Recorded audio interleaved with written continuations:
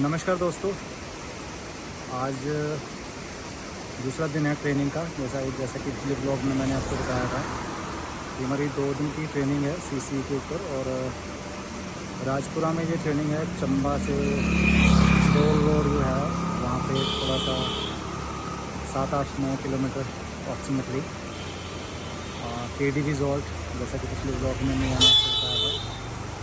तो अभी मैं निकला हूँ, 9:30 बजे का टाइम है। तो अभी थोड़ी हल्की बारिश हुई है रात को, तो अभी थोड़ा सा मौसम, धूप तो नहीं है प्रॉपर, और बादल छाए हुए हैं, और बीच बीच में हो सकता है हल्की हल्की बारिश हो जाए दिन में। तो वैसे तो मैं गाड़ी में आने वाला था, पर थोड़ी सी धूप निकल गई, तो मैंने सोचा क्यों ना बाइक पे चला जाए। अभी मैं 4 किलोमीटर आ गया हूँ आगे। तो देखते हैं आज नया क्या सीखने को मिलता है। तो अभी मैं पहुँच गया हूँ KD resort, second day of training.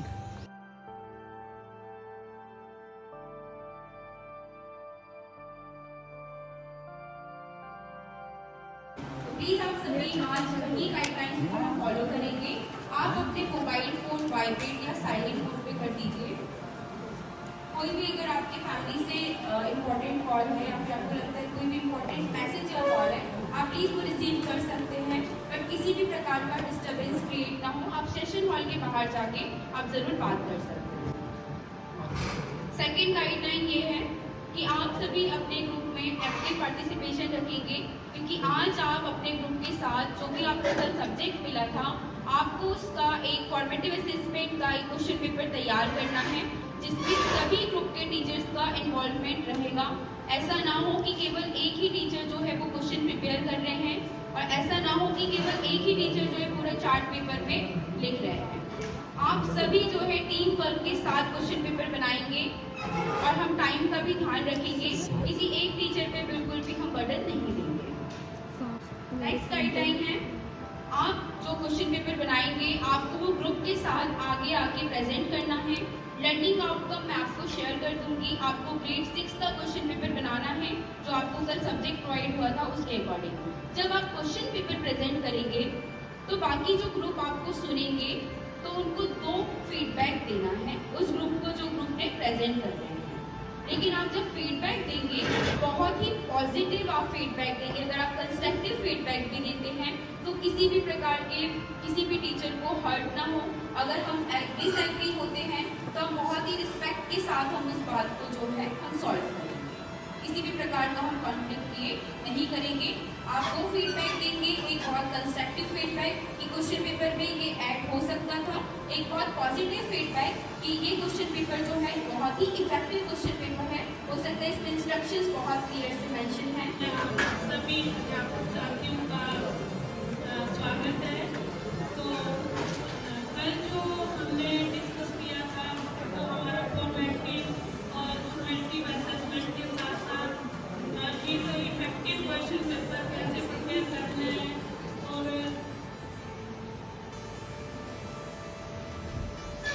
मैंने अपनी 2 बातें रख दी हैं, एक समेटिव और फॉर्मेटिव, और साथ नोट और उसकी जो साथ में नॉलेज, अंडरस्टैंडिंग एंड एप्लीकेशन, ये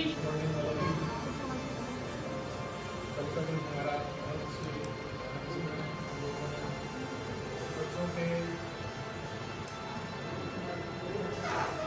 उनके मूल्यांकन के लिए, उनके प्रेजेंट कराने के लिए, उनके रचनात्मक उनके के सारे प्रश्न रहते हैं उनके जवाब जानने के लिए बच्चों को किस तरह उनको अच्छे से बच्चों को पढ़ाने के साथ उनके इवोल्यूशन कैसे किया जाए, फाइल में भी फॉर्मेटिव और समेटिव उसके डिफरेंट पैरामीटर के बारे में जो वर्कशॉप में हमें बताया गया।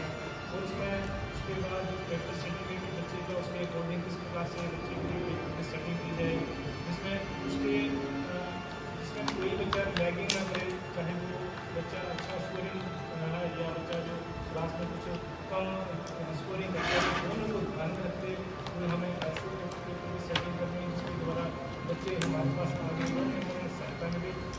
टाइम लगेगा ना चलिए जो है वो क्वेश्चन पेपर कैसे सेट करने हैं उसके बारे में जो वो हमने जाना।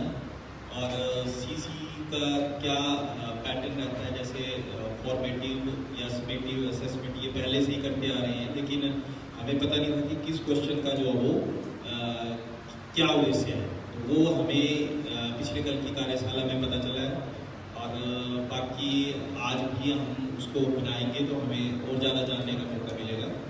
Thank you. रिस्पेक्टेड टीचर्स, जैसे कि हमें कल जो हुआ उसके बाद में दोबारा से कहा गया कि कुछ बोलिए, तो मैं ये बोलना चाहूँगा कि हमने फॉर्मेटिव और फॉर्मेटिव 2 प्रकार का सीखा। फॉर्मेटिव में जो है ज़्यादातर मुझे ज्ञान हुआ कि हमें जो त्रुटियाँ जैसे टीचरों के लिए भी त्रुटियाँ जो मिस्टेक्स रह जाती है वो सुधार करने का मौका मिलता है, और स्टूडेंट में जो ड्रॉबैक्स है कमियाँ रह जाती है उनको सुधारने का भी टीचर को मौका मिलता है। तो जब मौका मिलते मिलते जब हम समिति में पहुँचते हैं तो हम उनके लिए कुछ अच्छा बेहतर कर सकते हैं। तो हम पिछले कल की रिपोर्टिंग में हमारा जो पिछले कल था उसमें हमें क्वेश्चन पेपर कैसे सेट करना है, क्या क्या हमारे पैरामीटर रहते हैं उसके लिए बारे में डिस्कस हुई है। तो उसमें हमने देखा कि कैसे फॉर्मेटिव या असेसमेंट या अपने समेटिव असेसमेंट करनी है बच्चों की, इसके बारे में बहुत ही अच्छी जानकारी हमें प्राप्त हुई है। तो धन्यवाद। नमस्कार सबको।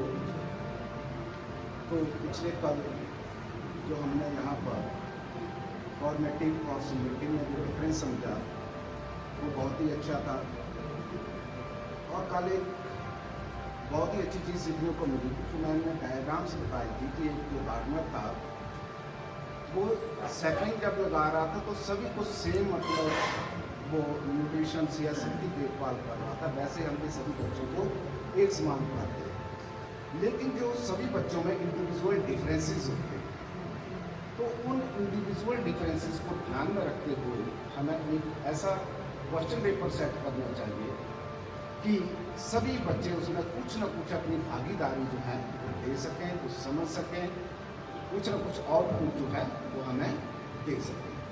Thank you very much. कल हमने फॉर्मेटिव और समेटिव असेसमेंट के बारे में डिफरेंस देखा कि कैसे फॉर्मेटिव असेसमेंट और समेटिव असेसमेंट में क्या डिफरेंस है, और एक अच्छा क्वेश्चन पेपर कैसे बनाया जाता है उसके बारे में सीख। Thank you. Good morning all teachers. कल हमने समेटिव असेसमेंट और फॉर्मेटिव असेसमेंट के बारे में जानकारी दी। इसमें हमें पता चला कि हम किस प्रकार फॉर्मेटिव असेसमेंट के द्वारा बच्चों के लर्निंग गैप को कर सकते हैं।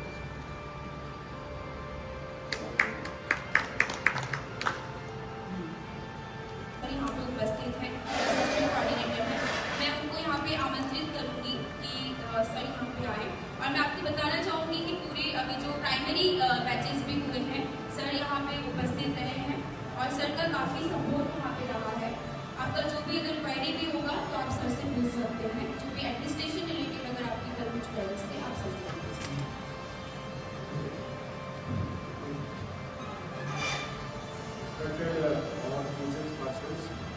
मैं कल इसलिए नहीं आ पाया क्योंकि क्वेश्चन पेपर जैसे आपको पता है कि S1 स्टार्ट होने वाला है S1 में, तो अभी तक मेरे पास नहीं पहुँचे।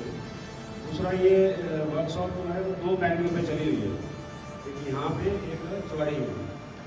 बनीखेत का कुछ इशू था इसलिए सारा दिन थोड़ा बिजी रहा। साथ में एक हमारी असेसमेंट होनी है PM श्री स्कूल जो है हमारे डिस्ट्रिक्ट चंबा के, उसमें 13 स्कूल हैं लोग, तो वो उसके क्वेश्चन पेपर रिलेटेड इन्फॉर्मेशन की सुविधा भेजने की इसलिए नहीं आ पाया। बट आप सभी का स्वागत है। मौसम ठीक हो गया, तो कार्यशाला ये आयोजित की जा रही है सौजन्य हमारे शिक्षा अभियान स्टार प्रोजेक्ट और कम्युनिटीज हमारा पार्टनर है कम्युनिटीज से है। तो मैं आपसे यही रिक्वेस्ट करूँगा, थोड़ा मेरा आज की बिजी शेड्यूल है, कि आपने कल भी पूरा कोऑपरेट किया होगा जल्दी को। आज भी कॉपरेशन पूरा देंगे क्योंकि ज्ञान हम बच्चों से भी लेते हैं।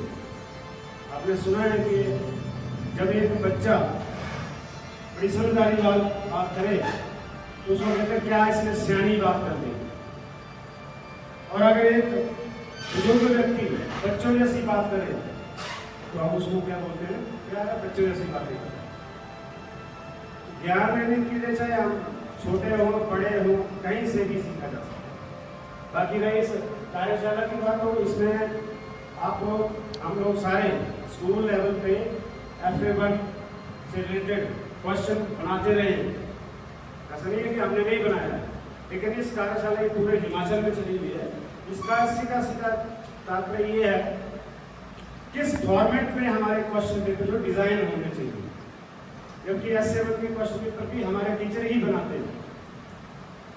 चंबा डिस्ट्रिक्ट से भी जाते हैं, बाकी डिस्ट्रिक्ट से भी जाते हैं, स्टेट लेवल पे SA1 के क्वेश्चन पेपर बनाए जाते हैं। लेकिन इसका मुख्य ध्येय ये है कि हमारे पास जितने बच्चे जिस प्रकार के बच्चे होते हैं, कुछ स्लो रनर भी होते हैं, कुछ जल्दी सीखने वाले भी होते हैं, कुछ मीडियोकर भी होते हैं, तो हमारा डिजाइनिंग कैसी होनी चाहिए वो सभी बच्चों के लिए, वो सारे बच्चे उसमें कवर साथ में ये होते हैं।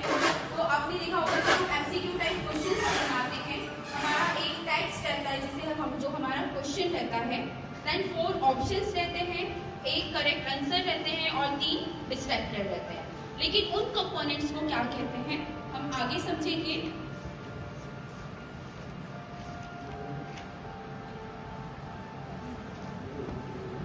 क्वेश्चन का जो हमारा टेक्स्ट होता है, जो भी हमारे क्वेश्चन का टेक्स्ट है, वो हो सकता है कि हमारा विद स्टिमुलस हो, विदाउट स्टिमुलस हो। स्टिमुलस मतलब अगर कोई भी हम डायग्राम या ग्राफ टेबल देते हैं उसे हम स्टिमुलस कहते हैं। स्टिमुलस हमारा विद स्टेम के साथ ही होता है। जो भी क्वेश्चन का टेक्स्ट होता है उसे हम स्टेम कहते हैं। देन हमारे 4 ऑप्शंस होते हैं जिसमें कि एक करेक्ट आंसर होता है जिसे हम की कहते हैं, और जो 3 हमारे करेक्ट आंसर नहीं रहते उसे हम डिस्ट्रैक्टेड कहते हैं। तो MCQ के जो मेजर 3 इंपॉर्टेंट कंपोनेंट्स है, फर्स्ट है स्टेम, सेकंड की, देन थर्ड है डिस्ट्रैक्टर। MCQ बनाने के लिए 3 इंपॉर्टेंट जो कंपोनेंट्स है, स्टेम, की एंड डिस्ट्रैक्टर।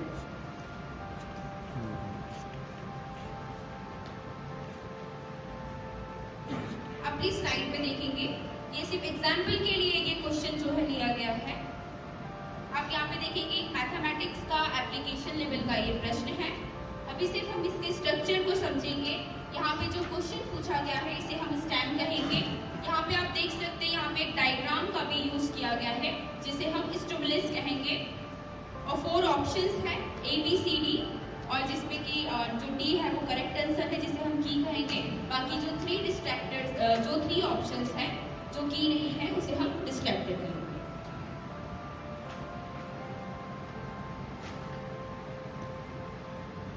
इस स्लाइड में आपको पहचानना है कि इस क्वेश्चन में स्टेम क्या है।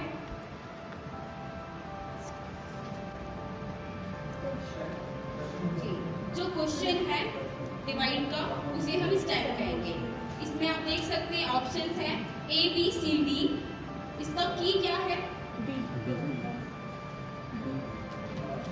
इस क्वेश्चन का जो की है वो क्या है? C।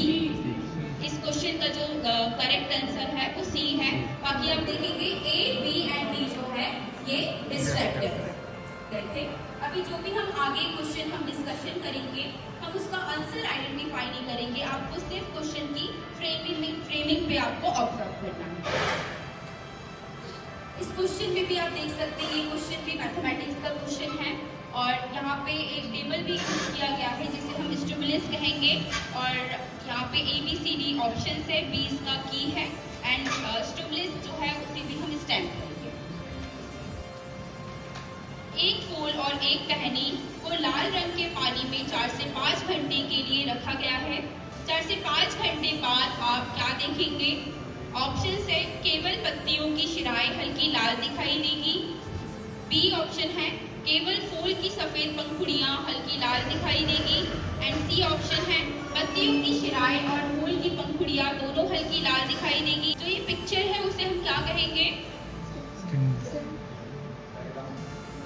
ये हमारा जो पिक्चर है ये हमारे स्टेम में भी आएगा, लेकिन हम इस पिक्चर को स्टिमुलस कहेंगे।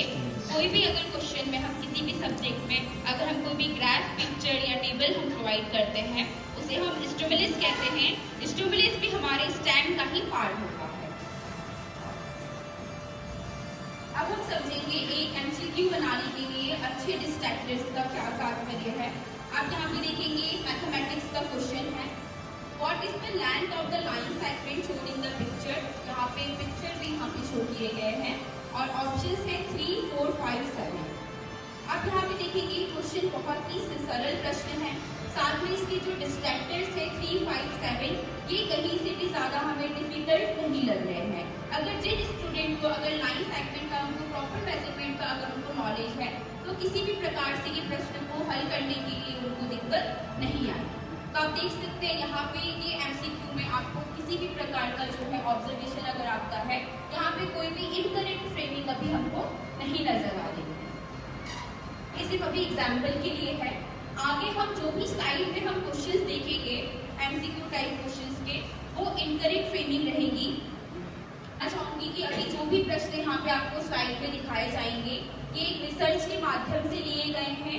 ये केवल हिमाचल प्रदेश में नहीं है, अदर स्टेट में भी ये जो क्वेश्चंस है इनका उपयोग किया गया है।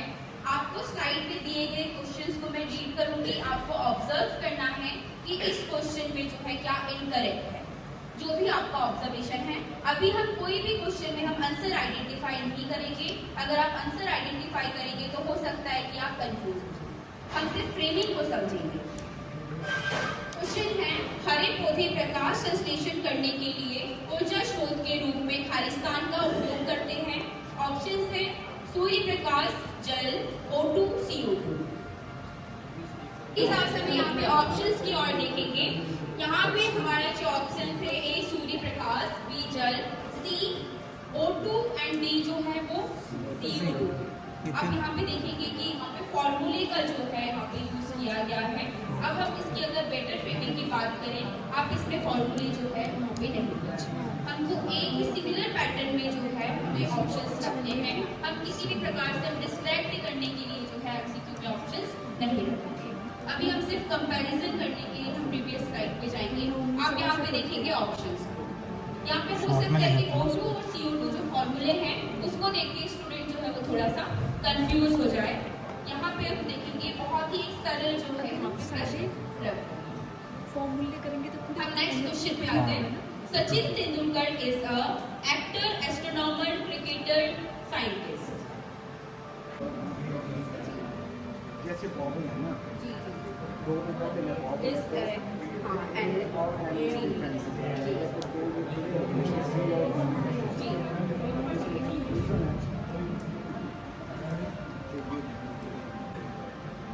आप प्लीज इसमें भी ऑप्शंस में जाइएगा।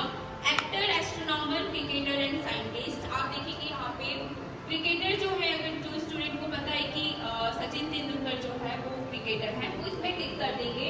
लेकिन आप देखेंगे ऑप्शंस जो है एस्ट्रोनॉमर, एक्टर एंड साइंटिस्ट ये डिफरेंट जो है यहाँ पे डोमेन से लिए गए हैं। यहाँ पे अगर हम ABCD जो ऑप्शन से अगर प्रॉपर इसमें डिफरेंट स्पोर्ट्स के ऑप्शंस रहते तो हो सकता है कि ये क्वेश्चन का बेटर फ्रेमिंग। अब हम इस क्वेश्चन की बेटर फ्रेमिंग की बात करेंगे। आप देख सकते हैं हु इज सचिन तेंदुलकर, और यहाँ पे जो ऑप्शंस है ये भी स्पोर्ट्स से ही रिलेटेड दिए गए। पसंद है वह हर दिन स्कूल साइकिल से जाता है क्योंकि उसे यह बहुत सुविधाजनक लगता है। वह अपनी साइकिल को औसतन 3 किलोमीटर प्रति घंटे की गति से चलाता है। यदि उसका स्कूल 6 किलोमीटर दूर है तो उसे स्कूल पहुंचने में कितना समय लगेगा। यहाँ पे ऑप्शंस दिए गए, कुछ घंटे में ऑप्शंस दिए गए हैं और जो है एक ऑप्शन जो है वो मिनट में भी दिए गए हैं। साथ में यहाँ पे एक पिक्चर भी जो है यहाँ पे प्रोवाइड किए गए इस क्वेश्चन में। आप प्लीज मुझे अपना ऑब्जर्वेशन बताएंगे। क्वेश्चन रहती है बिल्कुल सही ऑब्जर्वेशन आपका रहा है कि क्वेश्चन जो है लेंथी है। साथ में जो इसके ऑप्शन से या तो मिनट्स में देते या तो फिर घंटे में ही देते, और एक ऑप्शन आप देखेंगे डेसिबल में भी यहाँ पे ऑप्शन जो है दिए गए। लेकिन एक और ऑब्जर्वेशन क्वेश्चन है, आप प्लीज इस क्वेश्चन को और ध्यान से देखिएगा।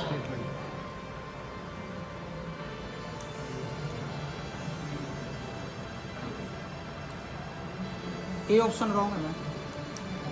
आप इस ऑप्शंस पे अभी आपने ऑप्शंस पे भी ऑब्जर्व कर लिया, आपने क्वेश्चन के स्टैंड पे भी आपने ऑब्जर्व कर लिया है। बस एक और ऑब्जर्वेशन आगे, प्लीज आप माइक्रो ऑब्जर्वेशन कीजिए। डायग्राम किस ग्रुप में था? आप देखेंगे डायग्राम जो है यहाँ पे कहीं ना कहीं किसी भी प्रकार से इस क्वेश्चन को के आंसर को सॉल्व करने के लिए हेल्प नहीं कर रहा है। यहाँ पे डायग्राम जो है अननेसेसरी प्रोवाइड किया गया है। हो सकता है कि कुछ स्टूडेंट देख के डायग्राम को देख के कंफ्यूज हो जाए, क्योंकि डायग्राम का जब हमने कल भी डिस्कशन किया था, अगर हम कोई भी प्रश्न में डायग्राम देते हैं तो हम उस क्वेश्चन को इनोवेटिव करने के लिए देते हैं, ताकि डायग्राम की हेल्प से स्टूडेंट जो है आंसर को सॉल्व कर सके। लेकिन यहाँ पे आप देखें तो दोस्तन 3 किलोमीटर प्रति घंटे की गति से साइकिल चलाकर स्कूल जाता है। यदि उसका स्कूल 6 किलोमीटर दूर है तो उसे स्कूल पहुँचने में कितना समय लगेगा? ऑप्शन इसके कुछ जो है घंटे में ही, आवर्स में ही दिए गए। बस कंपेयर करेंगे प्रीवियस क्वेश्चन से। देखिए आप इस निम्नलिखित में से सौर ऊर्जा से संबंधित एक असुविधा क्या हो सकती है? इसके ऑप्शंस हैं। इसका जो करेक्ट आंसर है मैं बताना चाहूंगी डी है। सौर ऊर्जा एक निरंतर ऊर्जा स्रोत नहीं है, क्योंकि पृथ्वी तक पहुंचने वाली सूर्य की तीव्रता बदलते रहती है।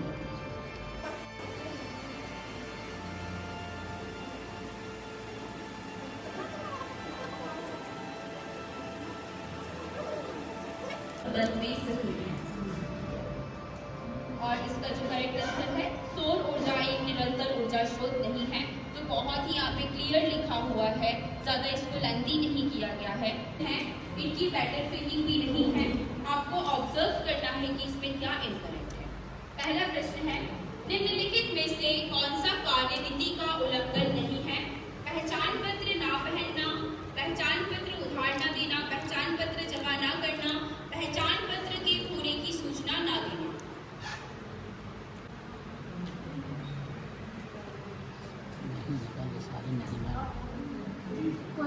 ऑप्शंस में ना लगा, वो ऑलरेडी ऊपर नहीं आ चुका है।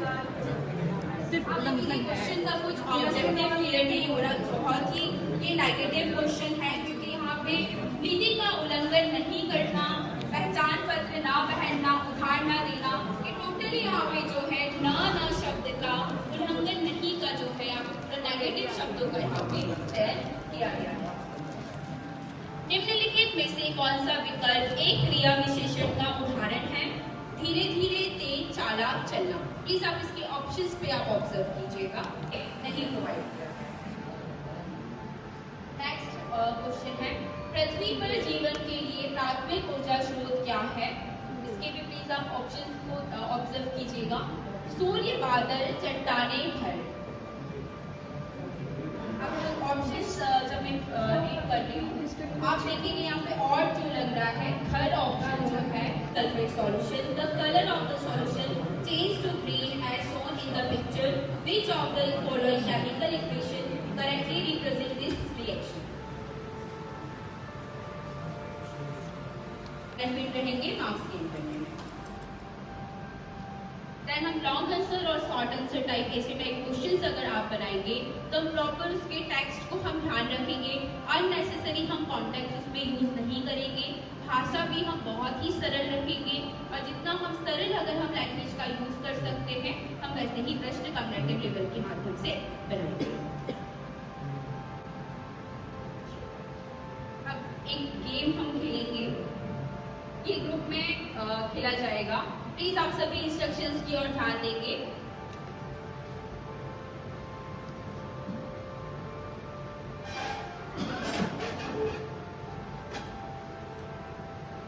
यहाँ पे स्लाइड में दिखाया गया, यहाँ पे आपको 5 जो है यहाँ पे टॉपिक्स हैं। आपके ग्रुप को कोई एक टॉपिक का चयन करना है। यहाँ पे टॉपिक है कंटिन्यूअस इवोल्यूशन, नेक्स्ट टॉपिक है cognitive level, knowledge, understanding and application, third है फॉर्मेट्स ऑफ क्वेश्चन, फोर्थ है guidelines for good question, then last summative versus formative assessment. यहाँ पे आप पॉइंट्स देख पा रहे हैं, 100 to 500 यहाँ पे पॉइंट्स हैं, और हम इसे टीम के साथ खेलेंगे।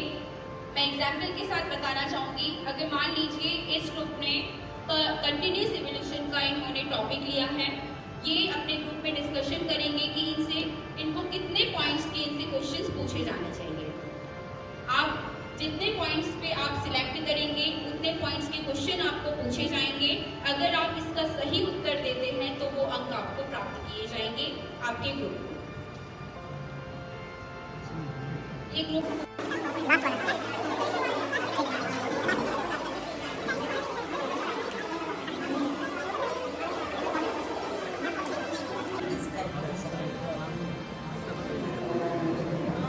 आप सभी प्लीज ध्यान से हम इसका आंसर देखेंगे। प्लीज उससे पहले आप इस ग्रुप के लिए क्लैप कर दीजिए। उन्होंने इस क्वेश्चन का बिल्कुल सही उत्तर दिया है, स्टैंड, की एंड डिस्ट्रैक्टर।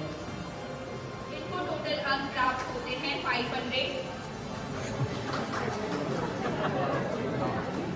अब हम नेक्स्ट ग्रुप की ओर बढ़ते हैं। प्लीज आप मुझे अपना टॉपिक बताएंगे। Summative and formative assessment. Point last हुआ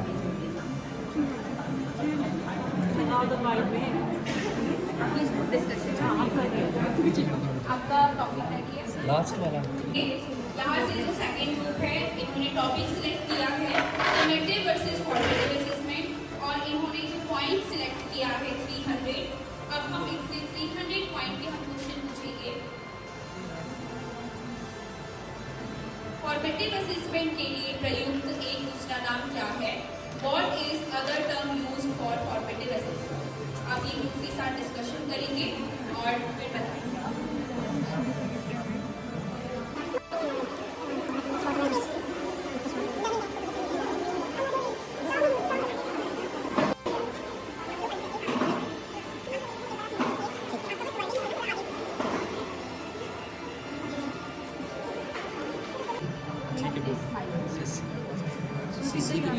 फॉर्मेटिव असेसमेंट का CCE कॉन्टिन्यूस कॉम्प्रिहेंसिव इवैल्यूएशन।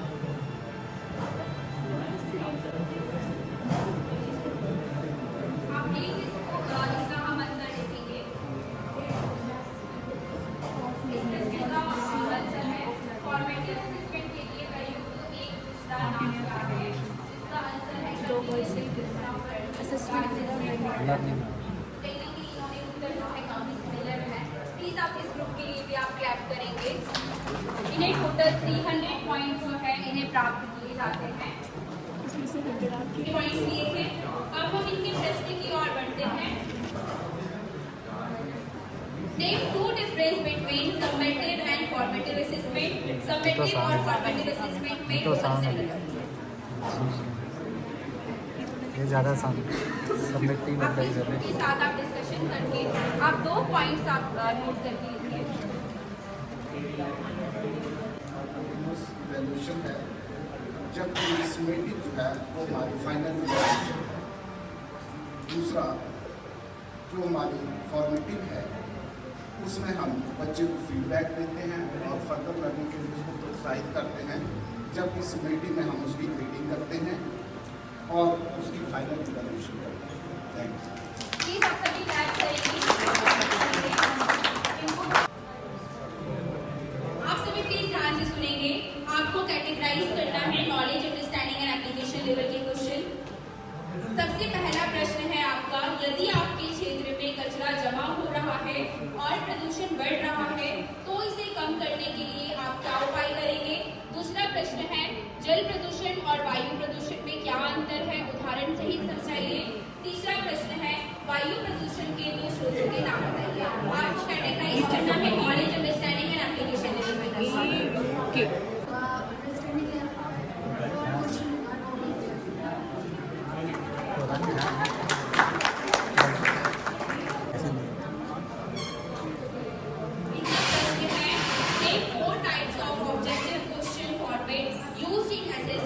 मूल्यांकन में उपयोग किए जाने वाले 4 प्रकार के वस्तुनिष्ठ प्रश्न राजकों के नाम बताएं।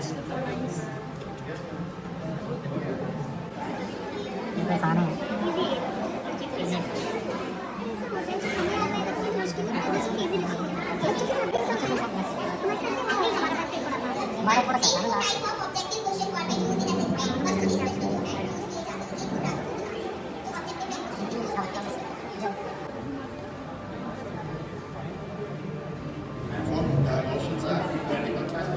random parts, filling the blanks, and matching accounts.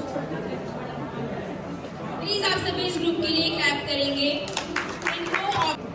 Please आप सभी ध्यान से सुनेंगे। नेक्स्ट ग्रुप का जो टॉपिक है फॉर्मेट्स ऑफ क्वेश्चन, इन्होंने टोटल 300 पॉइंट्स का क्वेश्चन लिया है। आपको बताना है ऐसे 3 प्रश्न प्रारूपों के नाम बताइए जो अनुप्रयोग स्तर के प्रश्न बनाने के लिए उपयुक्त हैं। Name 3 types of question formats suitable for creating application level question. In group के पास ये प्रश्न था कि ऐसे इनको फॉर्मेट्स बताने थे जिसमें हम एप्लीकेशन लेवल के क्वेश्चन पूछ सकते हैं।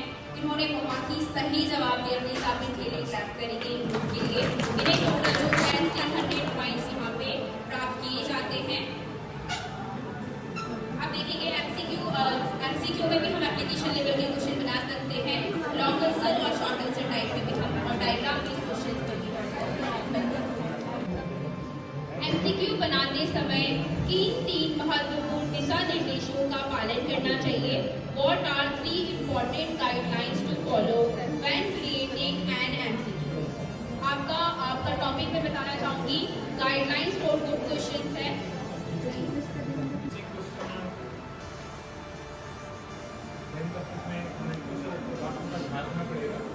जैसे कि उसमें डिस्क्रिप्टिव वर्ड है, डिस्क्रिप्टिव वर्ड इसका प्रयोग करें। दूसरा ऑप्शन ए और बी बार बार रिपीट ना किए गए। Third answer must be related to the subject, straight होनी चाहिए, मात्रा के होनी चाहिए। और मतलब आंसर मस्ट बी ना सिंपल लैंग्वेज। बच्चे को जितना जल्दी समझ जाए उसी हिसाब से लो स्कोरिंग है या हाई स्कोरिंग का बच्चा आसानी से कर सकते। Thank you. प्लीज आप सभी ग्रुप के लिए क्लैप करेंगे। इन्होंने सभी उत्तर दिया कि एमसीक्यू बनाते समय हमें क्या गाइडलाइंस का group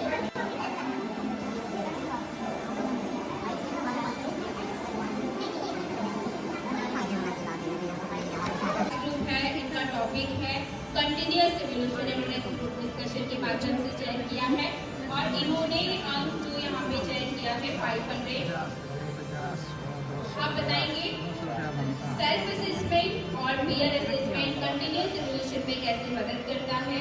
how does self and peer assessment help in continuous evolution of learning?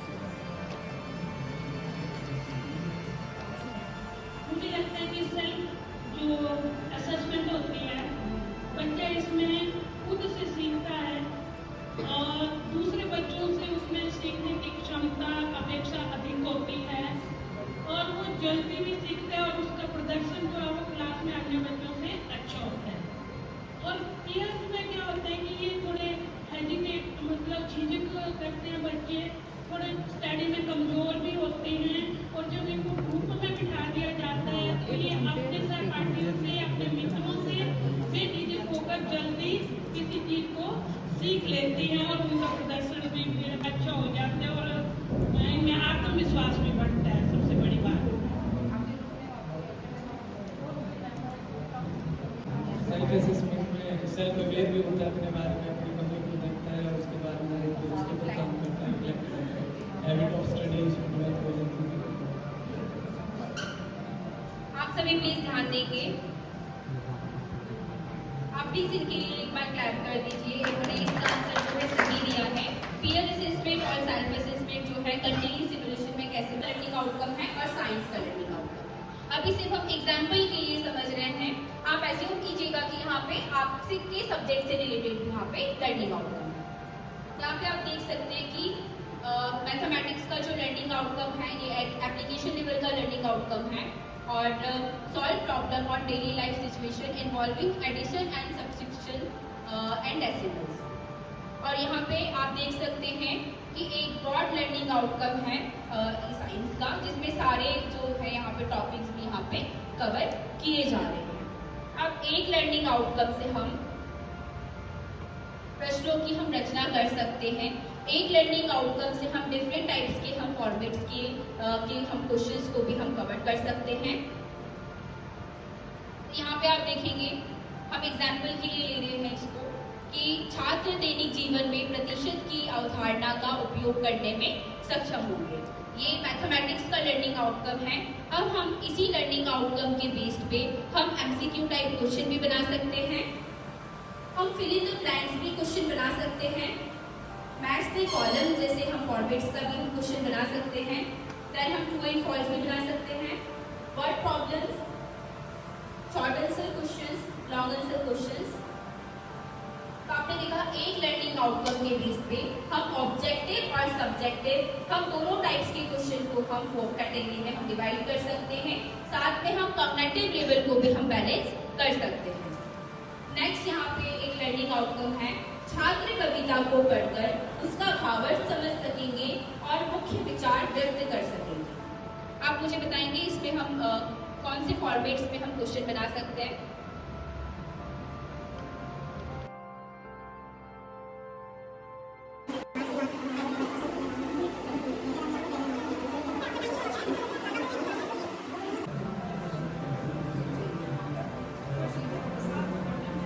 आप सभी प्लीज ध्यान से सुनेंगे। ब्लूप्रिंट का मतलब है कि स्ट्रक्चर ऑफ क्वेश्चन पेपर, जिसमें कि हम उसमें मार्क्स कितने रखने हैं, फिर क्वेश्चन नंबर ऑफ क्वेश्चन कितने रखने हैं, और उसमें कितने क्वेश्चन 1 नंबर के होंगे, कितने 2 के, 3 के, 4 के, तो ये सारा का जो होता है ब्लूप्रिंट है। प्लीज आप सभी सर के लिए क्लास करेंगे। प्लीज हम इसी फॉर्मेट के आधार पे हम क्वेश्चन पेपर बनाएंगे। अभी हम आगे डिस्कशन करेंगे। प्लीज अभी आप इंस्ट्रक्शंस को आप फॉलो कीजिएगा। इससे पहले हम डिस्कशन करेंगे कि आपको जी वो स्लाइड ऐसे ही रहेगी। अभी सिर्फ हम ध्यान से सुनेंगे कि आपको क्या फ्रेमिंग करना है। मैं अभी आपको ग्रुप में लर्निंग आउटकम शेयर करूंगी। आपको 2 लर्निंग आउटकम का चयन करना है। आपका जो सब्जेक्ट है आपके ग्रुप का, अगर आपका साइंस सब्जेक्ट है तो आप साइंस के 2 लर्निंग आउटकम आप चयन करेंगे। मैं आपको ग्रुप में जो है लर्निंग आउटकम शेयर करूंगी। आपको अपने ग्रुप के साथ लर्निंग आउटकम का सिलेक्शन करना है और आपको वही लर्निंग आउटकम के आधार पे प्रश्न बनाने हैं। आप लर्निंग आउटकम पे जब आप प्रश्न बनाएंगे तो क्वेश्चन पेपर का रिव्यूइंग रहेगा। क्राइटेरिया कुछ इस प्रकार है, जब आप प्रेजेंट करेंगे और जब आप क्वेश्चन पेपर बनाएंगे तो आपको इन पॉइंट्स का ध्यान रखना है कि आपका लर्निंग आउटकम से अलाइन होना चाहिए क्वेश्चन पेपर। साथ में आप बैलेंस करेंगे नॉलेज, अंडरस्टैंडिंग एंड एप्लीकेशन। आप कॉग्निटिव लेवल को आप क्वेश्चन में बैलेंस करेंगे। साथ में आप जो भी फॉर्मेट आपको यहाँ पे ब्लूप्रिंट में बताया जाएगा, आप वेरियस टाइप्स के फॉर्मेट है अकॉर्डिंग टू ब्लूप्रिंट आप वैसे ही जो है क्वेश्चन पेपर बनाएंगे। देन आप मार्किंग स्कीम जो है आप एप्रोप्रिएट रखेंगे। टाइम भी आप जो है बहुत प्रॉपर रखेंगे। किसी भी प्रकार का आप बहुत डिफिकल्ट ग्रामर आप यूज़ नहीं करेंगे। बहुत ही डिफिकल्ट वर्ड आप बिल्कुल यूज़ नहीं करेंगे।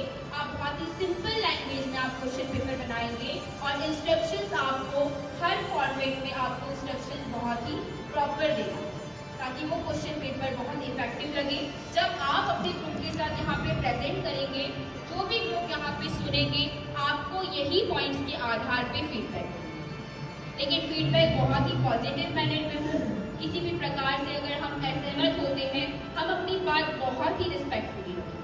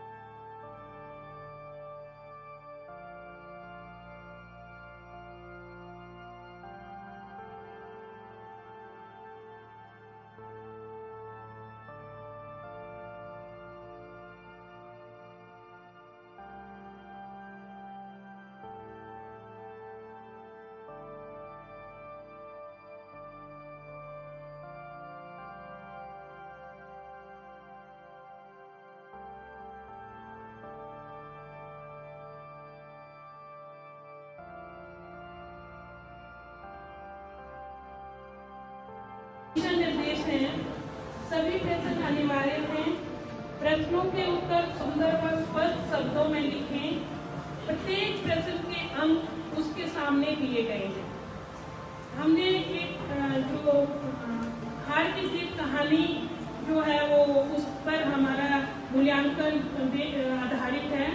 तो सबसे पहले हमने बहुविकल्पीय प्रश्नों को चुना है, जिसमें पहला प्रश्न है, हार की जीत कहानी के लेखक कौन है। तो ये हमारा नॉलेज लेवल का प्रश्न है। और दूसरा ऑप्शन इसमें महादेवी वर्मा, मुंशी प्रेमचंद जी, सुदर्शन, केदारनाथ अग्रवाल।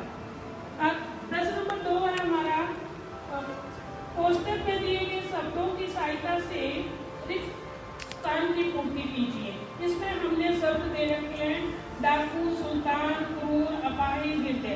इसमें हमारा है, कहानी के अंत में खड़ग सिंह का डैश स्वभाव बदल गया। तो ये अंडरस्टैंडिंग लेवल का हमारा प्रश्न है। प्रश्न नंबर 3 हमारा, सत्य और असत्य का चयन कीजिए कहानी के आधार पर। तो इसमें बाबा भारती पेशे से डाकू थे, सत्य या असत्य, ये अंडरस्टैंडिंग लेवल का क्वेश्चन है। प्रश्न नंबर 4 हमारा है, निम्नलिखित प्रश्नों के उत्तर एक शब्द में दीजिए। बाबा भारती प्रतिदिन अपने घोड़े को कितने मील दूर घुमाने ले जाते थे। ये नॉलेज लेवल का प्रश्न है हमारा। अगला प्रश्न नंबर 5 है हमारा, कहानी के पात्रों का स्तंभ ए से अ से ब में सही मिलान कीजिए। तो स्तंभ ए में जैसे सुदर्शन है, तो ये क्या है, लेखक है, किसान है, वैद्य, डाकू है। तो प्रश्न नंबर 6 है, कहानी पर आधारित, और इनमें दोनों ही हमारी वो स्किल है, नॉलेज भी और अंडरस्टैंडिंग भी। कहानी पर आधारित निम्न प्रश्नों के संक्षिप्त उत्तर दीजिए। इसमें हवा से बातें करना, मुहावरे का किस वाक्य में प्रयोग कीजिए। ये हमारा अप्लाइड लेवल का प्रश्न है। और बाबा भारती ने नगर का जीवन क्यों छोड़ दिया था, अंडरस्टैंडिंग। हार की जीत कहानी से हमें क्या शिक्षा मिलती है, अंडरस्टैंडिंग लेवल का है। बाबा भारती के जीवन से आप कौन सी 2 बातें अपने जीवन में उतारना चाहोगे, ये हमारा एप्लीकेशन लेवल का प्रश्न है। आगे प्रश्न नंबर 4, कहानी के आधार पर प्रश्नों के विस्तृत उत्तर दीजिए। हार की जीत कहानी में से आपको कौन सा पात्र सबसे अच्छा लगा और क्यों, अंडरस्टैंडिंग लेवल का है। कहानी पढ़कर आपके मन में सुल्तान पर जो चित्र उभरा, उसे बनाकर सुंदर रंगों से सजाएं। धन्यवाद आपका। हिंदी का ये रचनात्मक प्रश्न पत्र बनाने में मेरे सहयोगी थे मैं खुद आशा मेहता, टीजीटी हिंदी, राष्ट्रीय वरिष्ठ माध्यमिक पाठशाला क्यानी, सोरिया। इससे पहले क्यानी थी तो वो राजदीप सर देख दिए मैंने क्यानी के, तो हिंदी क्यानी की याद आ गई। आंचल कुमारी, टीजीटी विज्ञान, राष्ट्रीय वरिष्ठ माध्यमिक पाठशाला 60। सुषमा देवी, टीजीटी कला, राज्य वरिष्ठ माध्यमिक धुबैट। और मनोज कुमार, प्रवक्ता साहित्य विज्ञान, राज्य वरिष्ठ माध्यमिक पाठशाला केड़ी। नरेश कुमार, प्रवक्ता अर्थशास्त्र, राज्य वरिष्ठ माध्यमिक पाठशाला सिरकुंड। और सिंटू राम जी, टीजीटी विज्ञान, राज्य वरिष्ठ माध्यमिक पाठशाला भुआ। धन्यवाद।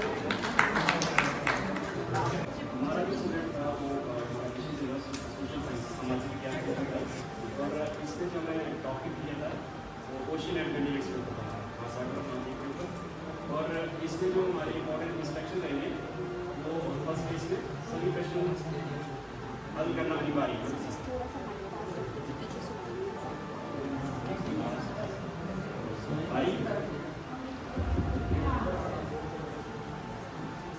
सभी प्रश्न आवश्यक है। दूसरी इंस्ट्रक्शन इसमें है समय और सफाई का विशेष ध्यान रखें। और थर्ड इंस्ट्रक्शन इसमें प्रत्येक क्वेश्चन के अंक उसके सामने दर्शाए गए। इसमें हमारा जो फर्स्ट क्वेश्चन रहेगा वो मल्टीपल चॉइस बेस्ड रहेगा, बहुविकल्पीय प्रश्नों में से सही उत्तर चुनें। इसमें हमारा फर्स्ट है, अवलोकन चर्चा। वन किस माँ की में है। पहला ये अफ्रीका, एशिया और ऑस्ट्रेलिया, इसमें से हमें एक ऑप्शन इसका जो है सॉर्ट आउट करना है। और 3 इसके क्वेश्चन और इसमें ये भी दिखाऊंगा यहाँ पे देखेंगे। सेकंड क्वेश्चन है हमारा फिलिंग द ब्लैंक्स में चाहिए, एक स्थानों की पूर्ति करें। और इसमें सेकंड क्वेश्चन का फर्स्ट पार्ट है पृथ्वी सतह का लगभग डैश हिस्सा पानी से ढका है। इसमें जो नॉलेज कॉग्निटिव लेवल का है। और थर्ड क्वेश्चन रहेगा हमारा, थर्ड क्वेश्चन है हमारा निम्नलिखित में से सत्य और असत्य चिन्हित करें। इसमें हमारे 2 क्वेश्चन रहेंगे। और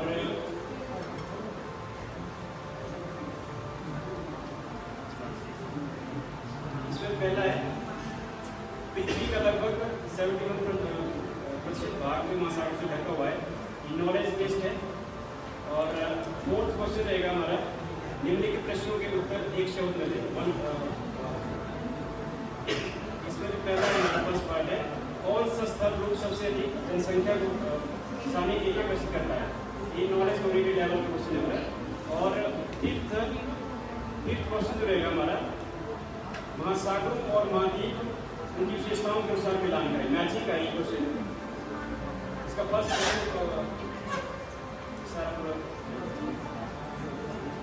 कम्युनिटी लेवल और अंडरस्टैंड लेवल का। और 6th क्वेश्चन है हमारा शॉर्ट आंसर टाइप क्वेश्चन है ये। फर्स्ट क्वेश्चन इसमें अगर आर्कटिक महासागर में कभी बर्फ पिघलने लगे तो दुनिया पर क्या असर हो सकता है, अंडरस्टैंडिंग बेस्ड है। और सेकंड क्वेश्चन है हमारा इसमें अगर कोई जहाज एशिया से यूरोप जा रहा है तो वह कौन से महासागर से ऊपर जाएगा, ये भी अंडरस्टैंडिंग बेस्ड है।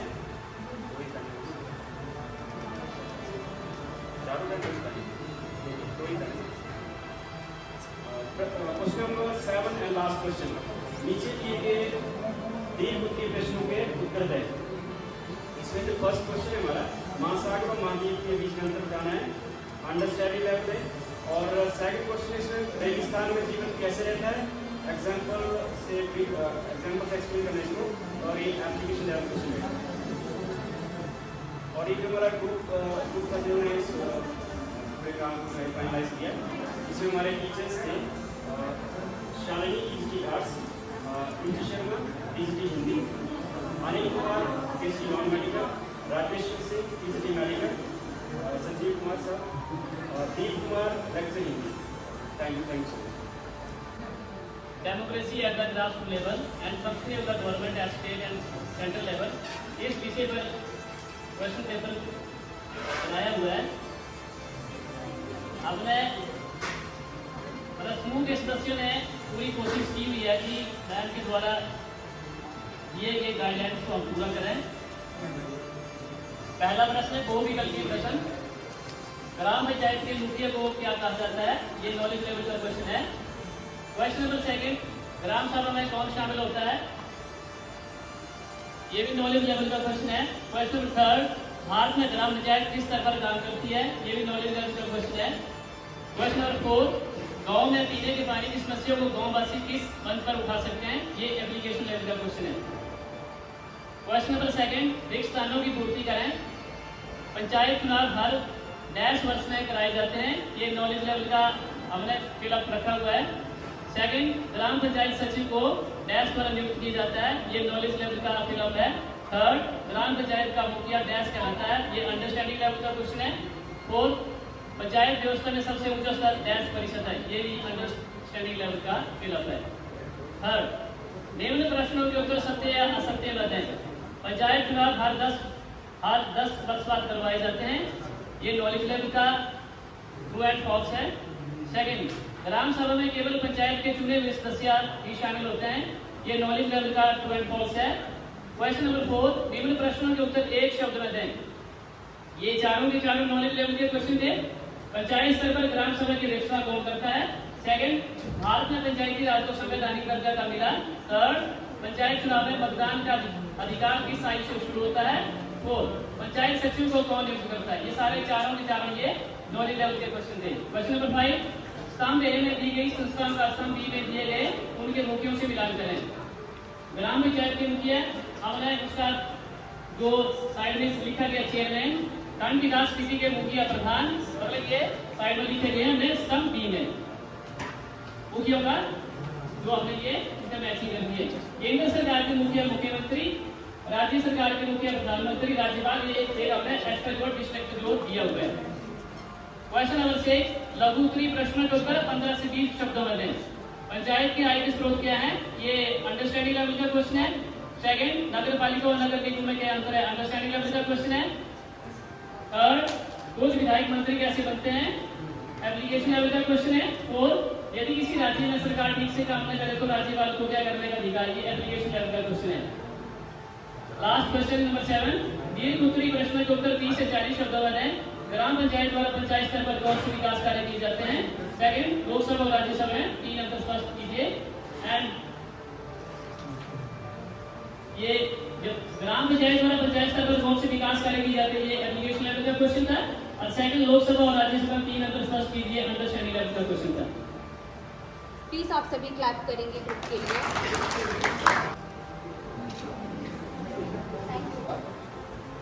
मैं अपनी टीम के बिहाफ प्रेजेंटेशन दे रहा हूँ। हमें विषय मिला था हिंदी का, जो कि हमने इसको तैयार किया है, इसको प्रारूप किया है रचनात्मक मूल्यांकन के रूप में। इसका समय था 90 मिनट का और कुल अंक थे 25, जिसको विशेष NCF और NDP के जो गाइडलाइंस है उसी के अकॉर्डिंग तैयार किया गया है। इसके निर्देश हैं, सभी प्रश्न अनिवार्य हैं, प्रश्नों के उत्तर अंकों के अनुसार दीजिए। तो उसमें हमारा जो फर्स्ट प्रश्न था, जिसका था बहुत विकल्पीय प्रश्न, जिसमें कि हमने 4 प्रश्न दिए थे। अभी उसमें से एक ही प्रश्न है आपके सामने पेश कर रहा हूँ। जैसे कि कहानी हाल की जीत का लेखक कौन है, जो कि नॉलेज बेस्ड है। ठीक है। सेकेंड क्वेश्चन था हमारा रिक्त स्थान भरिए, जिसमें हमें ऑप्शन दी थी कि नॉलेज बेस्ड और अंडरस्टैंडिंग बेस पे लेवल पे ही इनका चयन करना है। तो हार की जीत कहानी में हार ने अपनी ब्लैंक के बल पर, खालिस्तान के बल पर जीत हासिल की। इसमें हमने ऑप्शन दिए हैं, जैसे इच्छा शक्ति और स्वार्थ। तो इसमें मतलब विद्यार्थियों के लिए ऑप्शन दे रखी है, दोनों में 2 ऑप्शन दे रखी है। तीसरा हमने दिया था सही गलत का चुनाव कीजिए, जिसमें हमें दिया था कि इसको नॉलेज बेस पे ही देना है।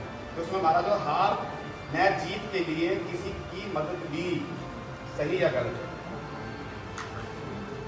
ये भी नॉलेज बेस्ड था। उसके प्रश्न 4 था हमारा निम्नलिखित प्रश्नों का एक शब्द में उत्तर दीजिए। ये भी नॉलेज बेस्ड प्रश्न थे, जिसमें दिया गया था हार की जीत कहानी का लेखक कौन है, जो कि एक शब्द में इसका आंसर देना था। इसके बाद हमारा प्रश्न नंबर 5 था निम्नलिखित स्तंभों का सही मिलाप कीजिए। ये भी नॉलेज बेस्ड और अंडरस्टैंडिंग बेस पे दिए गए हैं। और इनमें सभी में एक मिलती हुई चीज आती है, जो हमारे जो ऑब्जेक्टिव टाइप क्वेश्चन थे, इनमें से हमारे 1 या 2 क्वेश्चन ऐसे थे कि जो सभी में मिलते जुलते थे, जिसमें कि बच्चों को उसमें आइडेंटिफाई करने में मदद मिलेगी। तो निम्नलिखित स्तंभों का सही मिलान कीजिए, जिसमें कि हार की जीत कहानी का लेखक दे रखा है, जिसमें कि उसके ऑपोजिट में दे रखे हैं परिश्रम, इच्छा शक्ति। सेकंड में दे रखा है धैर्य और संघर्ष, प्रश्न वगैरह वगैरह दे रखे हैं।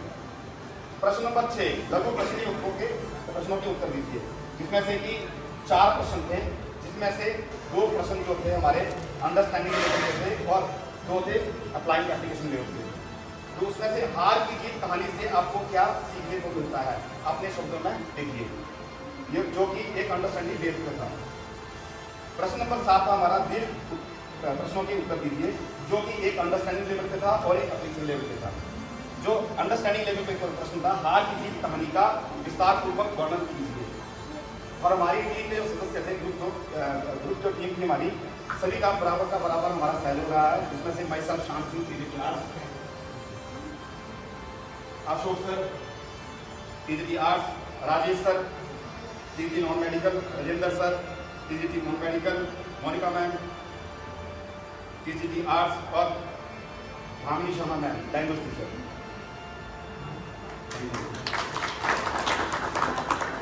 Boss, dash, teacher, student, shopkeeper और इसमें हमने कोशिश की है कि बच्चे का जो है वो ये हमारा है अंडरस्टैंडिंग लेवल का और नॉलेज का। सेकंड है हमारे जो शॉर्ट आंसर हमारे शिफ्ट करते हैं, हमारे जैसे बुक्स लेते हैं हम लोग, तो इसमें है सबसे पहले answer the following question from the text. Why did the dog need a master. ये हमारे 4 क्वेश्चन हैं। जैसे तो ये भी हमने कोशिश की है, नॉलेज लिए हैं। थर्ड है हमारा पॉइंट से answer the following question based on the given standard of the point. How bright on the blue is a kite when it's blue, if the climate is it's snap is stick. तो ये हमारा है knowledge है। उसके बाद section B में हमने grammar से क्वेश्चन लिए हुए हैं। सबसे पहले जो हमारा answer the following question first है choose the correct article.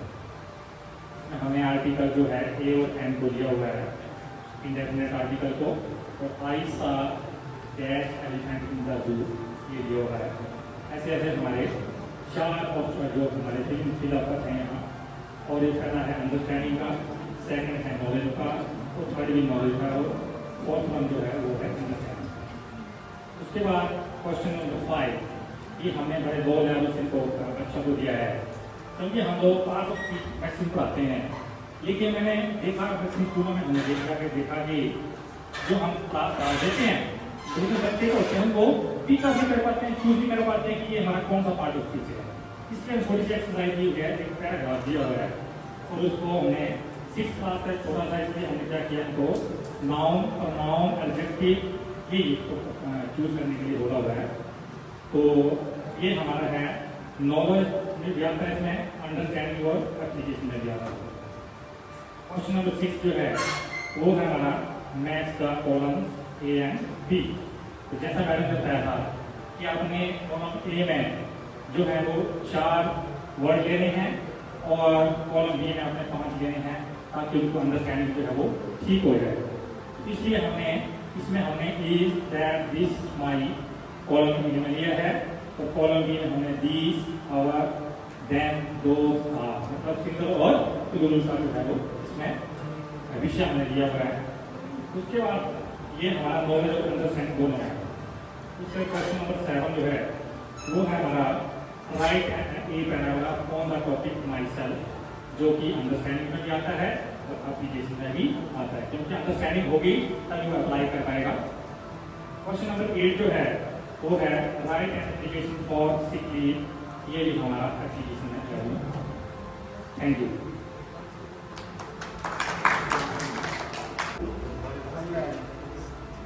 Question paper तैयार हो रहा है और विषय हमारा साइंस, और ये वाला जो चैप्टर है ये सबसे इंटरेस्टिंग और फ्री चैप्टर है जो मैंने जॉब किया था।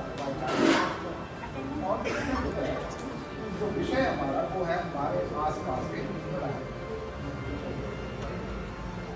हमारे आसपास के इन्वायरमेंट। तो इसमें हमारे पास जो है वो बहुत सारे ऑब्जेक्ट्स भी हैं, डिफरेंट आर्टिकल्स अलग अलग क्लासों के बने हुए हैं। तो इसमें सबसे पहले हमने ऊपर गाइडलाइंस दी हुई बच्चों को, जैसे दूसरा पहला क्वेश्चन हमने दिया हुआ है MCQ, और उसमें हमने जैसे पहला क्वेश्चन किया है कि ह्यूमन में से कौन सा कृत्रिम पदार्थ है जो मैन मेड है, जैसे रेशम, नायलॉन और कपास। और इसमें एक जैसे सिंपल हमने दिया है कि ह्यूमन में कौन सा पदार्थ पानी में घुलनशील है, जैसे ये नमक, चाट पाउडर, लॉट। तो ये सारा अंडरस्टैंडिंग और नॉलेज बेस्ड हमने पहला क्वेश्चन बनाया हुआ है। दूसरा जो क्वेश्चन है हमारा वो फिलअप्स हमने भरे हुए हैं, फिलअप्स का क्वेश्चन है ये। और इसमें भी हमने सिंपल क्वेश्चन जैसे कि हमें कौन से पौधे से मिलती है, अंडरस्टैंडिंग लेवल, फिर वो नॉलेज लेवल के क्वेश्चन हमने दिए हैं। उसके बाद हमने ट्रू फॉल्स किए हैं, जैसे प्लास्टिक एक प्राकृतिक पदार्थ है, इसमें बच्चा खुद बता सकता है कि प्लास्टिक हमें नेचर से मिलता है या हम इसको तैयार करते हैं। उसके बाद हमने कन्वर्ट क्वेश्चन दिए हैं, जैसे कि अपारदर्शी पदार्थ का एक उदाहरण दीजिए, या पानी में घुलनशील एक ठोस पदार्थ का नाम दीजिए। उसके बाद हमने मैचिंग किया था, तो ये हमने थोड़ा सा और इसको हमने इलैबोरेट करना था, तो थोड़ा टाइम के बाद से हमने का एक स्तंभ एक ही वस्तुओं का स्तंभ भी के पदार्थों से सही काम करें। यहाँ पर हमने किताब, गिलास, जूते, आभूषण इनके हमने डायग्राम्स बनाए ताकि इसका टोटल थोड़ी सी रिप्रेजेंटेशन हो जाती और वो एनीवे को थोड़ा सा हमसे रह गया।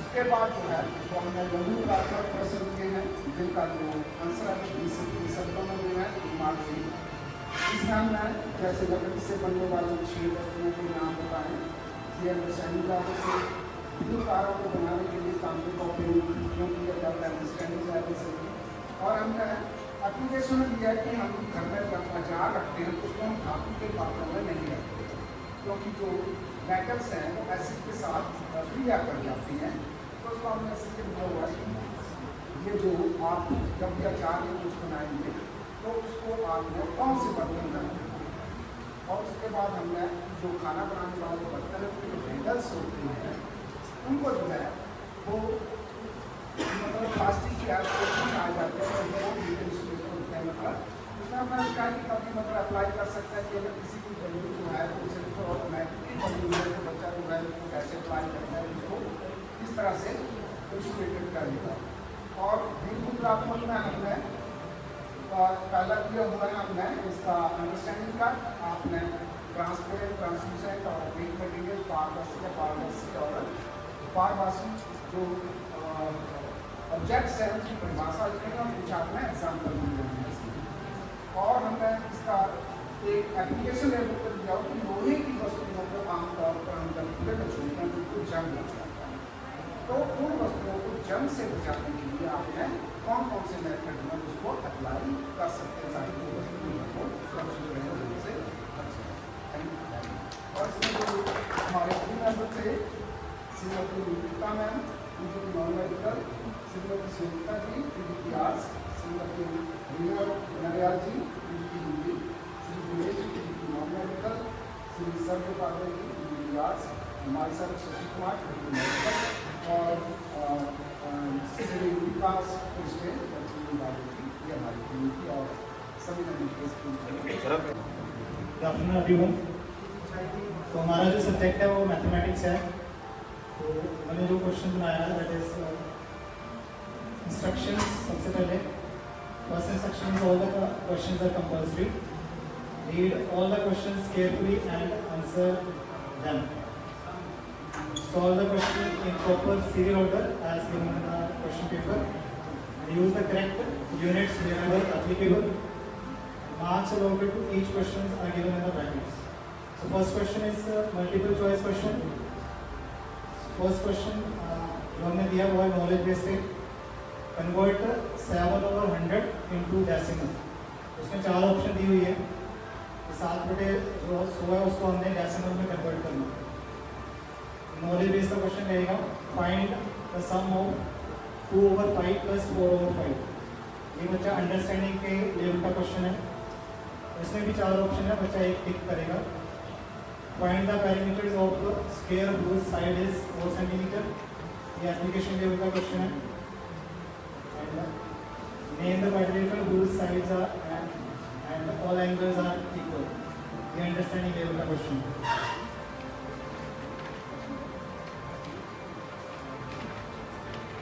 Second question is filling the blanks. So इसमें first question है reciprocal of 2/5 is knowledge based question and 4/5 multiplied 2/3 is equal to dash knowledge based question. So understanding based question. And third question is write true or false for the following statements. 4/5 is an improper fraction. Options given है true or false. Area of rectangle is equal to length into breadth उसमें भी true और false बचे हैं देख करना है कि ट्रू है या फॉल्स। फोर्थ क्वेश्चन है match the fraction given in column 1 with the correct answer given in the column 2। So column 1 में फ्रैक्शन दिए हुए हैं और कॉलम 2 में उसके आंसर दिए हुए हैं। बच्चा कॉलम 1 में फ्रैक्शंस को चेक करके उसके आंसर ढूंढेगा कॉलम 2 में। तो ये नॉलेज और अंडरस्टैंडिंग दोनों को हमने मिक्स करके क्वेश्चन बनाया।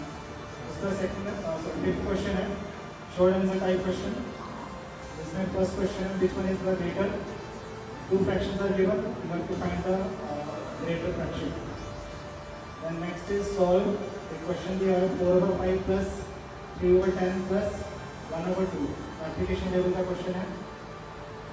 find the area of sphere whose side is 50 meter ये अंडरस्टैंडिंग लेवल का क्वेश्चन है। तो इसमें एक डायग्राम बेस्ड क्वेश्चन है एप्लीकेशन लेवल का. ABCD is a rectangular playground in the adjoining figure. AB is the longer side and BC is the shorter side.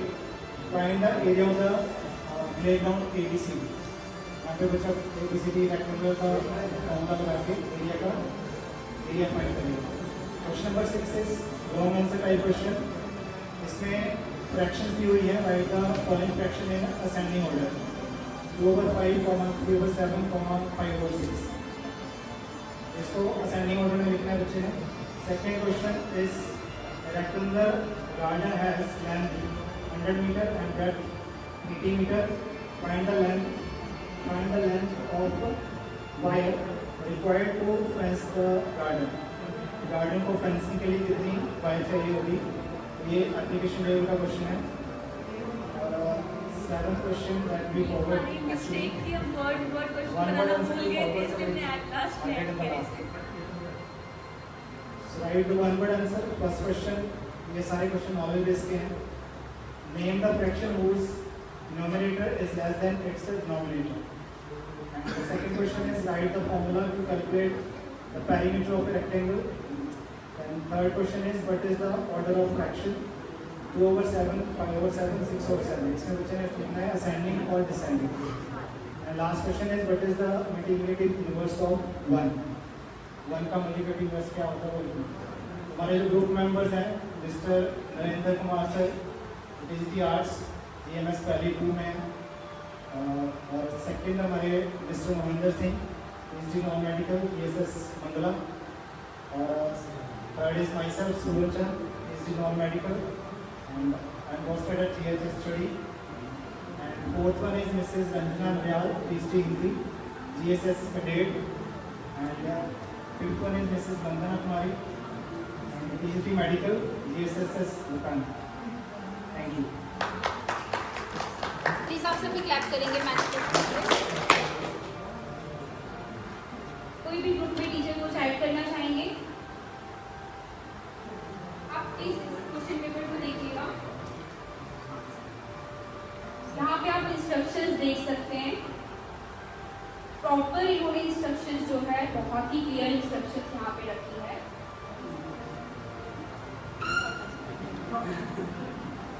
यहाँ पे आप देखेंगे इन्होंने एप्लीकेशन लेवल पे यहाँ पे इन्होंने डायग्राम भी एक बनाया है. और साथ में आप देखेंगे इन्होंने जो प्रेजेंट कर रहे थे एप्लीकेशन लेवल के क्वेश्चन जो कि सिचुएशन बेस्ड क्वेश्चन, बहुत ही यहाँ पे हम कहेंगे एक क्वेश्चन पेपर जो है ये एक इफेक्टिव क्वेश्चन पेपर है. वन वर्ड आपने आप बात रिप्रेजेंट करा था सेकंड ग्रुप में, तब भी थर्ड ग्रुप में, तब हमारे माइंड में आया कि हम ये बनाएंगे. प्लीज आप लोग और एक बार क्लैप करेंगे मैच ग्रुप को. फिर हम पे लास्ट करेंगे. हमें साइंस का तो दिया गया था, तो हमारा विषय था संतुलित आहार. हमने 25 नंबर का क्वेश्चन पेपर बनाया है. सबसे पहले दिशा निर्देश दिए हैं. सभी प्रश्न अनिवार्य हैं. प्रश्नों के उत्तर अंकों के अनुसार दीजिए. उत्तर पुस्तिका में सफाई और स्वच्छता का विशेष ध्यान रखें. सबसे पहले हमारा क्वेश्चन है बहुविकल्पीय प्रश्न.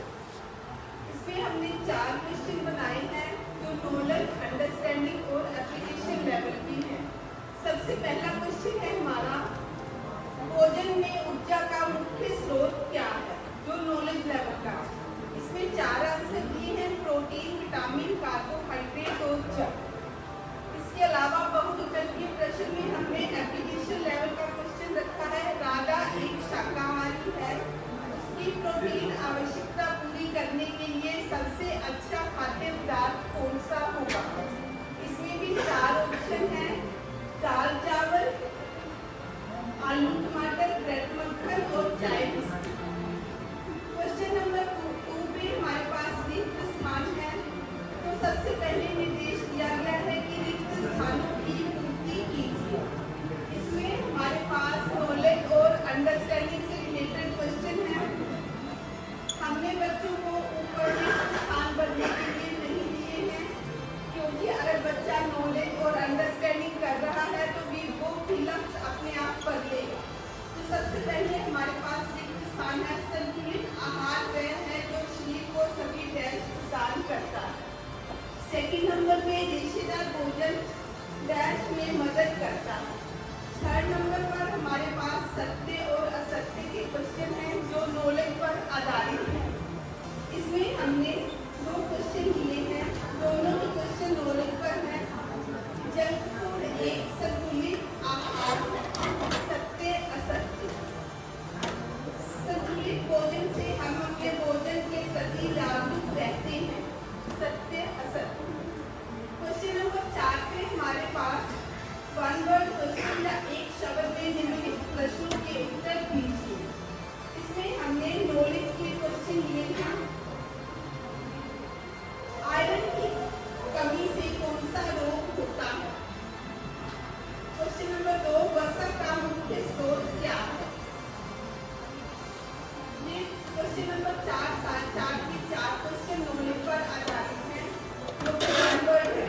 क्वेश्चन नंबर 5 में हमारे पास स्तंभ ए के कथनों का स्तंभ बी के साथ मिलान कर। इसमें हमने स्तंभ ए में 4 विटामिन लिए हैं, विटामिन ए, बी, सी और डी।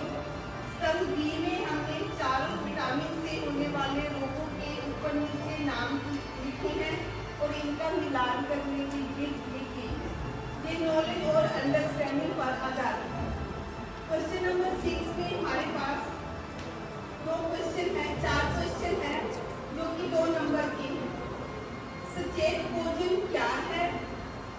विटामिन सी की कमी को दूर करने के लिए किन्हीं 2 फलों के नाम बताएं। यदि आप एक व्यस्त व्यक्ति हैं और जल्दी में खाना खाते हैं तो आप सचेत भोजन को अपने जीवन में कैसे लागू करेंगे? क्वेश्चन नंबर 7 में हमारे पास लॉन्ग आंसर टाइप या दीर्घ प्रश्नों के उत्तर देने के लिए है। इसमें हमने 2 क्वेश्चन लिए हैं जो 3 नंबर के हैं और दोनों क्वेश्चन एक अंडरस्टैंडिंग पर आधारित है और एक एप्लीकेशन लेवल का है। इसमें हमारे पास अंडरस्टैंडिंग का क्वेश्चन जो है वो है संतुलित आहार क्या है, इसके विभिन्न घटकों के नाम बताएं। दूसरा क्वेश्चन जो एप्लीकेशन लेवल का है, संतुलित भोजन खाते समय हमें किन किन बातों का ध्यान रखना चाहिए? तो ये हमारा क्वेश्चन पेपर था जो 25 नंबर पर आधारित था और इसमें हमने अंडरस्टैंडिंग, नॉलेज और एप्लीकेशन लेवल का ध्यान रख के तैयार किया है। इसको हमारे ग्रुप के मेंबर हैं रेणुबाला मैम, लेक्चरर इकोनॉमिक्स जो कि उर्दू स्कूल में लगे हुए हैं, सुखदेव सिंह सर लेक्चरर हिंदी जडेरा से, Vinod Kumar sir lecturer physics Koldi से, Pushpanjali ma'am TGT arts Sunara से, बिंदु शर्मा मैम टीजीटी हिंदी सिरपुर से और मैं Neelam Mahajan TGT madam. Please आप सभी ग्रुप के लिए क्लैप करेंगे।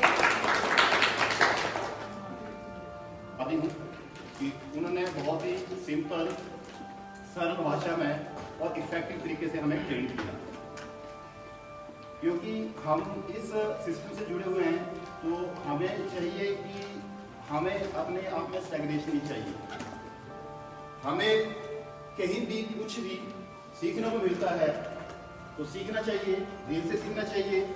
और सबसे बड़ी बात की ट्रेनिंग की जो लास्ट से मैं सेमिनार का अटेंड कर रहा हूँ, लेकिन जो भी अनुभूति हुई है हमें होटल की जो फीलिंग आई है, जो मेरे साथी कह रहे थे राउंड टेबल है और हमें जो बहुत ज़्यादा फीलिंग आ रही है, मैं उसका तहे दिल से आपका शुक्रगुजार करता हूँ। और इन्होंने कहा कि इतनी सेवा हो रही है, मैं तो अपने फैमिली की बात करूँगा, इतनी तो हमारी घर पे भी सेवा नहीं होती। पानी खा रहे हैं, चाय मिल रही है, तो ये तो हमारी कंटिन्यूस रही। जो हमने सीखा, बहुत सेमिनार अटेंड किए, आरपी रहे, डिस्ट्रिक्ट रहे, लेकिन जो यहाँ फीलिंग हुई है वो हमें अच्छी रही। पहले मेरे साथी जो स्कूल के साथी थे कहते यार ये केडी रिजॉर्ट में आपका वो हो रहा है, मैंने कहा तुम मजाक तो नहीं कर रहा यार, कभी केडी रिजॉर्ट में हुआ ही नहीं है, अब तो स्कूलों में थे। तो मैंने आके देखो सच ही हो रहा है, हमारे लोग थे अब तो यहाँ के। तो ये बात तो मैं ज़्यादा नहीं कहूँगा कि बहुत अच्छा रहा, आपकी स्पीड भी अच्छी रही और आपने बड़े स्मूथ तरीके से लोगों को लड़ने झगड़ने से सिखाया और सिखाया। सेमिनार में रहा हूँ मैं, थोड़ा एकदम डिप मेरा हाई रहता है, तो मैं थोड़ा टॉलरेट नहीं करता था। लेकिन यहाँ पर सभी टीचरों ने एक अच्छा योगदान दिया, तो हमने सेमिनार अटेंड किया, बहुत बहस भी नहीं कही, तो बहन मेरी नॉन भी है इसमें, तो धन्यवाद आपका सभी टीचरों। ज़्यादा टाइम नहीं लूँगा, पर यही कहना चाहूँगा कि सच में ये जो वर्कशॉप थी वो बहुत अच्छी रही। मैंने भी बहुत अटेंड किए, लेकिन मेरे को लगता है कि सबसे ज़्यादा मज़ा इसी वर्कशॉप में आया, क्योंकि जब मैं स्कूल से आया था तो मुझे ये कहा गया था कि सर हमारे लिए कुछ भी नहीं है, ये ऐसे बोर हो गया आप जाके, पर क्या करना, जाना तो पड़ेगा। मैं यही सोच के आया था, लेकिन 2 दिन में बोर बिल्कुल नहीं हुए। बहुत अच्छे से किया आपने, बहुत अच्छे से लॉट्स ऑफ पेशेंस आपने सिखाया भी, समझाया भी, सारी चीज़ों को डील किया, पेशेंस भी रखी, और हमें बहुत मज़ा आया। टाइम का बिल्कुल पता नहीं चला, और दोनों भी बहुत अच्छा रहा हर चीज़। और बहुत कुछ मैं पर्सनली कहूँ कि मैं सीख के जा रहा हूँ। पहले मुझे FAS से मुझे नहीं पता था, सिर्फ उसकी फुल फॉर्म पता है, BA लेक्चर मुझे नहीं पता था, सच में। लेकिन काफ़ी कुछ सीख के जा रहा हूँ, और होपफुली आगे ये काम आएगा, औरों को बताने के लिए अपने लिए काम आएगा। तो बहुत मज़ा आया, परफेक्ट खाना, सब कुछ बहुत अच्छा था, और हम सब, मैम ने सबके लिए तालियां बजाई हैं। मैं कहूँगा कि हम सब मिलके एक बार मैम के लिए ज़रूर तालियां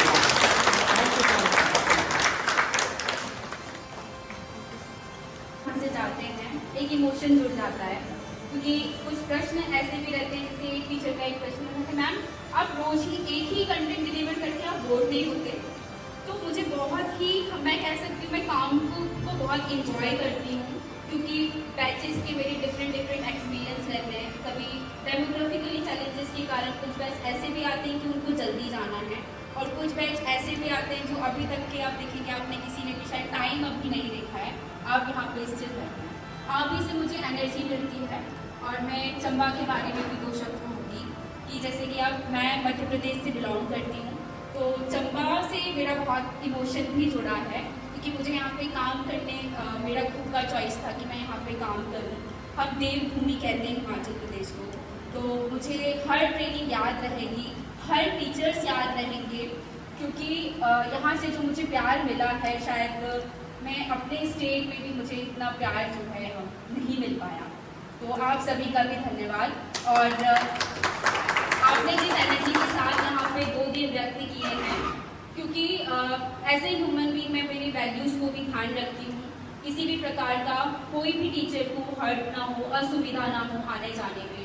और जैसे कि सर कह रहे थे, बहुत अच्छे से पैसेंस आपने बनाए रखा, कॉन्फ्लिक्ट क्रिएट नहीं होने दिया, क्योंकि हर बैचेस के डिफरेंट एक्सपीरियंस रहते हैं, हर पर्सन का इंडिविजुअल अलग अलग थॉट रहता है।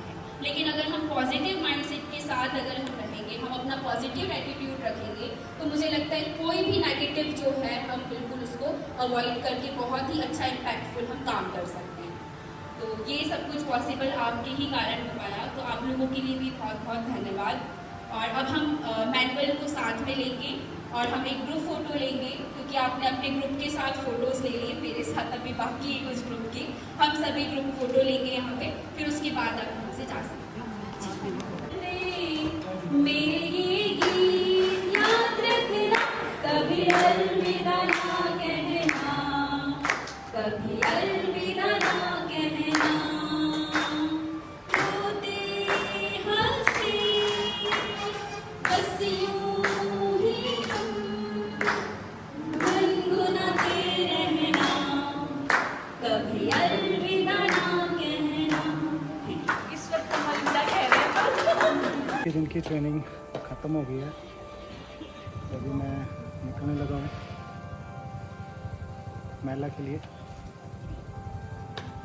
Final day for the training.